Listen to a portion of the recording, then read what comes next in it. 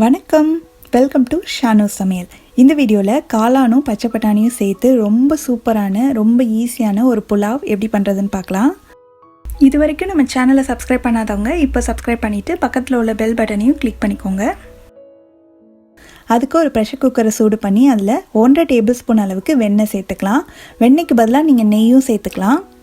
இப்போ வெண்ணெய் உருகினதுக்கு அப்புறமா ஒரு சின்ன துண்டு பட்டை, 3 ஏலக்காய், 3 கிராம்பு, 2 பிரியாணி இலை, அப்புறம் 1/4 டீஸ்பூன் அளவுக்கு சீரகம். இதெல்லாம் அந்த வெண்ணெயிலே நல்லா பொரியணும்.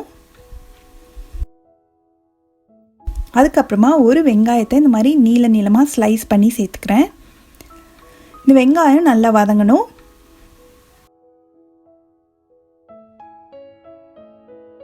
வெங்காயம் ஓரளவுக்கு வதங்கிட்டு இருக்கும் போதே 1 டேபிள் ஸ்பூன் அளவுக்கு பொடியாக நறுக்குன்னு இஞ்சி பூண்டு சேர்த்துக்கலாம். இதுக்கு பதிலாக நீங்கள் இஞ்சி பூண்டு பேஸ்ட் இருந்தாலும் சேர்த்துக்கலாம்.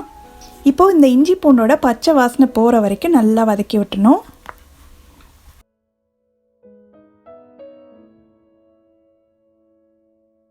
வெங்காயம் இஞ்சி பூண்டு எல்லாமே நல்லா வதங்கினதுக்கு அப்புறமா ஒரு 50 கிராம் அளவுக்கு காளானை இந்த மாதிரி நீளமாக வெட்டி சேர்த்துக்கிறேன்.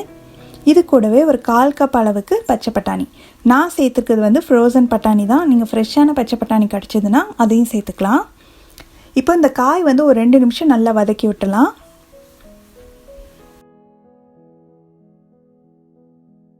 அடுத்து நான் 1 கப் அளவு பாசுமதி அரிசியை நல்லா கழுவிட்டு 1/2 மணி நேரம் ஊற வச்சு அந்த தண்ணியெல்லாம் வடித்து இதில் சேர்த்துக்கிறேன்.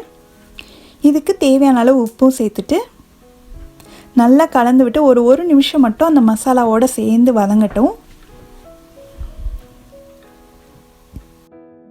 அடுத்து நான் 1 கப் அரிசிக்கு 2 கப் அளவு தண்ணி சேர்க்குறேன். நீங்கள் யூஸ் பண்ணுற அரிசியோட தரத்தை பொறுத்து தண்ணி 1.5 கப்லேருந்து 2 கப் தேவைப்படும். அதுக்கு தகுந்த மாதிரி நீங்கள் அட்ஜஸ்ட் பண்ணிக்கோங்க. இது நல்லா கலந்து விட்டுட்டு நல்லா கொதிக்க ஆரம்பிக்கிற வரைக்கும் திறந்தே இருக்கட்டும்.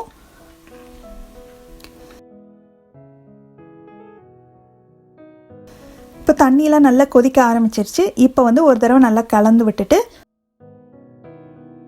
ப்ரெஷர் குக்கரை மூடி ஸ்டவ்வை நல்லா சிம்மில் வச்சுட்டு ஸ்டீம் வந்ததுக்கப்புறமா வெயிட் போட்டுட்டு ஒரு விசில் வேக வச்சு எடுத்துக்கலாம். இப்போ ஒரு விசில் வந்ததுக்கப்புறம் ஸ்டவ்வை ஆஃப் பண்ணி ப்ரெஷர் எல்லாம் ரிலீஸ் ஆயிடுச்சு. இப்போ திறந்து பார்க்கலாம்.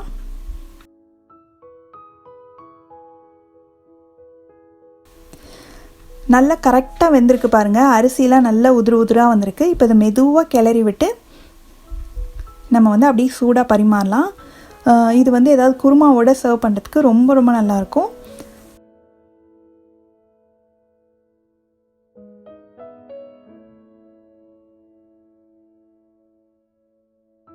ரொம்ப சுவையான காளான் பச்சை பட்டாணி புலாவ் ரெடி ஆயிடுச்சு. நீங்களும் இந்த ரெசிபியை கண்டிப்பாக வீட்டில் ட்ரை பண்ணி பார்த்துட்டு எப்படி வந்ததுன்ற கமெண்ட் சொல்லுங்கள். ஷானு சமையல், எளிய முறையில் இனிய சுவையில். நன்றி.